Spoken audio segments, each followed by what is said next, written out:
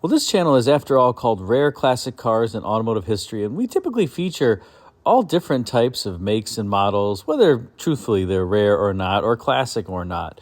But today we have a vehicle that is undoubtedly rare and classic, and we're going to talk about it today, and that is the 1929 to 1932 L-29 Cord. Now, this particular model is a 1931 model closer to the end of the run, but we're going to talk a little bit about the history of the Cord automobile, as well as its founder, Eric Cord. Now, the first thing to know about Eric Cord was that he really was a man of many talents. He, in his younger years, was a mechanic and a race driver, but by the time he was in his mid-20s, he was already married and a father of two and looking to settle down, and he became a car salesman for the Moon Auto Company. For those who don't know, Moon was an automobile company that actually produced around 56,000 vehicles during the course of its lifetime. It was founded in 1905 and then went belly up in 1930. But Cord was a salesman for Moon and sold vehicles to the point where he was allegedly so successful that he was making about $30,000 a year back in his youth. It would have been the equivalent of about $600,000 a day selling vehicles. And this was during a time frame in which Moon faced stiff competition. They obviously, like I said, went out of business in 1930, but they did build an overall good car, and they were quite stylish. In fact, take a look at Moon's so-called Victory model that you see here with the tombstone-style hood and this very upright radiator. It looked very much like a Rolls-Royce and, well, was priced much more affordably. Cord definitely sold many of these Moon automobiles and gained a reputation for himself. The interesting part about it was what he would do after he had this reputation. While others were kind of shying away from the smaller auto companies like Auburn Automobile Company in Auburn, Indiana, Cord decided that he would accept the position of general manager of the failing car company. And at this point, when Cord assumed the role as general manager, there were hundreds of unsold vehicles that were basically just sitting around. He had the foresight to take them and repaint the cars in brighter, attractive colors and also move their prices downward a little bit to get them moving. Auburn was then a much more successful car company and was recovering from a near-death experience. By the age of 32 in 1926, Cord became the president of Auburn, and further expansion followed. As a part of this expansion, Duesenberg was acquired in 1926, and Cord also bought out a lot of his suppliers, including Lycoming, who was his engine builder, Columbia Axle, and Central Manufacturing, as well as Limousine Body, who are his coach builders of bodies for vehicles. So here we are in the mid-1920s, and Cord is looking at the Duesenbergs that were extremely expensive at the time, much more expensive than a typical luxury car. And then at the low end of the price spectrum was Auburn, that was really priced comparably to Buick. Many people don't know that today, but Auburn was kind of a value car relative to luxury cars in the day. Duesenbergs were indeed expensive. And Cord sensed that there was an opportunity really in between the Auburn and Duesenberg in the lineup and decided to introduce some new models, more specifically the L-29 Cord, which, of course, he decided to name eponymously because, well, he had a bit of an ego. The competition for these vehicles would be none other than heavyweights Cadillac, as well as Pierce Arrow, Imperial, and Packard. Now, in order to break into this market, Cord knew that he had to do something different, not just in appearance, but also in functionality. And so the first thing that he did from an appearance perspective was set out to make his cars extremely low. Remember, this was a time frame in which cars were relatively upright and boxy.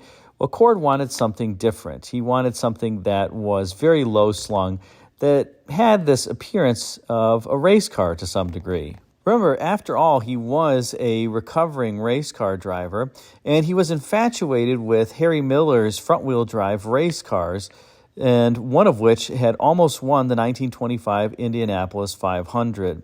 As a result, Cord thought that he could make his cars lower and also give them something unique by making them front-wheel drive.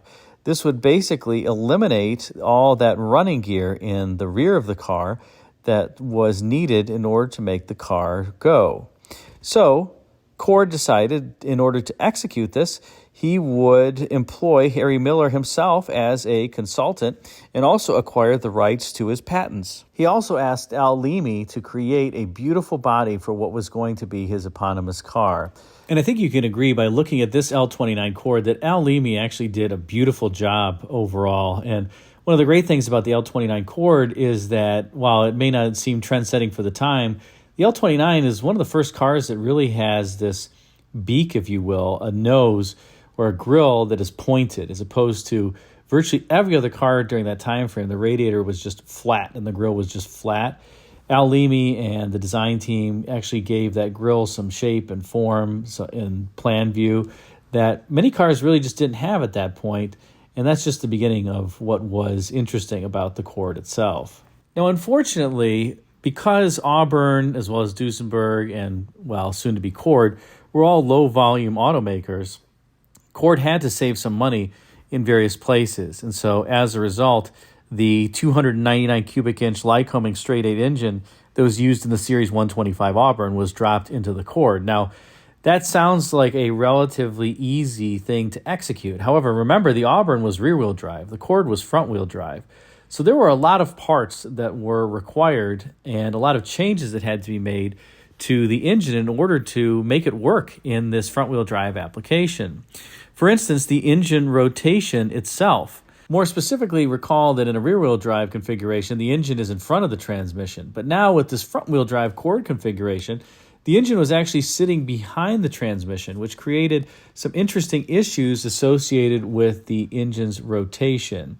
And one of the consequences of this is that the shift pattern on these L-29 Cords is quite unorthodox. It's really the antithesis of what you would have anticipated for a car like this because of the engine's rotation and the transmission setup associated with it. More specifically, these cars had a 3-speed manual transmission, low, second gear, and high. Of course, there was a reverse.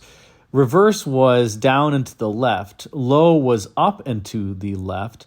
Second gear was down and to the right, and high gear was up and to the right. So the shift pattern was, let's just call it bizarre, and it took some getting used to.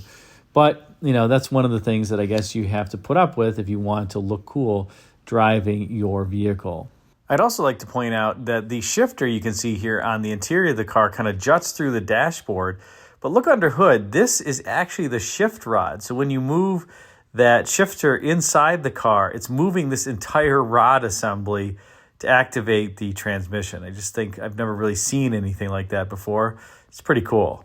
Now recall that I mentioned that the engine here was behind the transmission.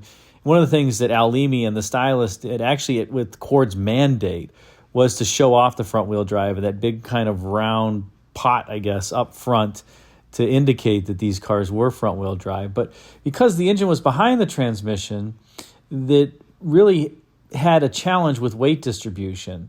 What do I mean by that? Well, you had a little less than half of the weight up front and a little more than half of the weight out back, which doesn't sound like it's really an issue.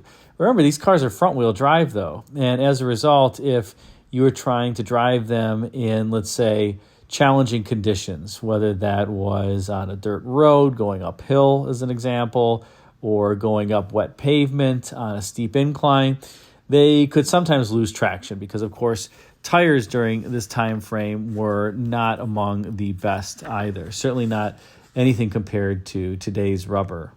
Now, in addition to its beautiful styling, the Cord was also quite pioneering when it came to the engineering, not just for the front-wheel drive. This was effectively the first American-produced car with front-wheel drive, but also in its chassis engineering. And more specifically, I believe that the Cord had the first X-type cross-braced frame that you see here of any automobile. This really came about because on the test drives, the cars were kind of shaking and relatively jiggly.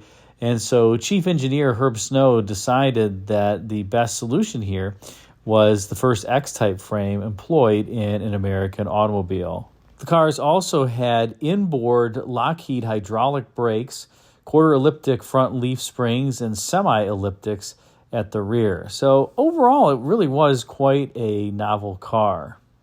At least the overall drivetrain did indeed allow the stylist to keep the overall height low. And as I mentioned previously, that V-shaped grille up front was relatively novel. The front fenders on these Cords are also just crazy long, about 80 inches overall in length. And so long as you didn't get a custom bodied Cord, the base price of the car was about $3,100. And $3,100 back then is about $60,000 today. So remember, I was mentioning that this slotted in between Auburn, which was priced like a Buick, and Duesenberg, which was priced well above a Cadillac. This was kind of around the price point of Cadillacs and Packards and Pierce Arrows of the time. About, like I said, $60,000 in today's dollars. Unfortunately, the L-29 was not the success that many people thought that it was going to be, despite the fact that a number of Hollywood movie stars and famous people, including Frank Lloyd Wright, ended up buying one. It just was not endearing to the public, part of which was due to the fact that there wasn't a great dealer network for these Cords, and so individuals just didn't necessarily know about them, and dealers couldn't move that many, and it just didn't have the advertising budget for the car that the other large auto companies had. And remember, Cord was trying to break into a relatively small space. And we did mention that it is the L-29, 29 from the year 1929. And, well, what happened in 1929? The stock market crashed. And that certainly wasn't helpful to Cord. And also, not just in 1929, but really in some of the remaining model years. In 1930, things really didn't get any better. In fact, Packard was selling far more than Cord, north of 10 to 1 in terms of sales. And Cord ended up shortly thereafter having to drop pricing on their vehicle from, as I mentioned, $3,100 price range into the $2,400, $2,500, $2,600 price range. So really trying to move the metal here in a very tough time frame. And in 1931, in addition to cheaper prices, the car got a bigger engine, a 322 cubic inch, 132 horsepower engine. Unfortunately, the car kind of ended with a whimper in the 1932 model year and never really made a dent in the overall automotive market in terms of sales. But certainly Cord had a lot going for it from an engineering standpoint, from a styling standpoint. Even the Lycoming engine underhood was relatively remarkable in the context of the time. You have to remember, this Lycoming engine, the original one that was 299 cubic inches, produced 125 horsepower. At least that's what Cord rated it at. A comparable Cadillac was producing about 95 horsepower. A comparable Packard was producing about 106 horsepower, depending upon the Packard model. So a LaSalle, 90 horsepower.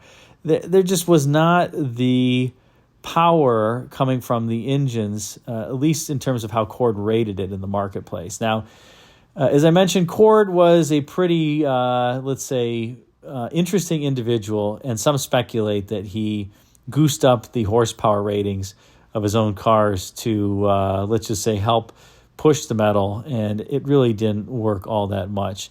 The engine, as I mentioned, originally in these Cords was 299 cubic inches. Packards came with, during this time, 385 cubic inch engine. The Cadillac was 353 cubic inches. The LaSalle 340 cubic inch. So the Cord engine was smaller with more horsepower, allegedly, until it got enlarged, as I mentioned, for the 1931 model year. So in any case, the Cord L-29 ended with a whimper in 1932, despite its great looks. And this car that you're seeing in particular is a 1931 Cord L-29 Speedster replica. The original one, I believe, was displayed at the Paris Auto Show, but was kind of lost to history. And this one is from the Auburn Cord Duesenberg Museum and is, like I said, a replica of the original car. An extremely handsome car, painted in that typical EL Cord dynamic color scheme, the two-tone, I guess, McDonald's colors here. And as we close out this chapter on the Cord L-29, it's interesting to note that just 5,000-ish of these L-29 Cords ended up being produced. And the Cord name after 1932 would be sunset for a number of years until it was resurrected yet again For the 1936-37 Cord 810-812, the famous coffin nose Cord. And I guess during this time frame, Cord was trying its best to be different and not necessarily be all that successful. Let me know what you think of these cars and put a comment in the comment section. Thanks again for watching.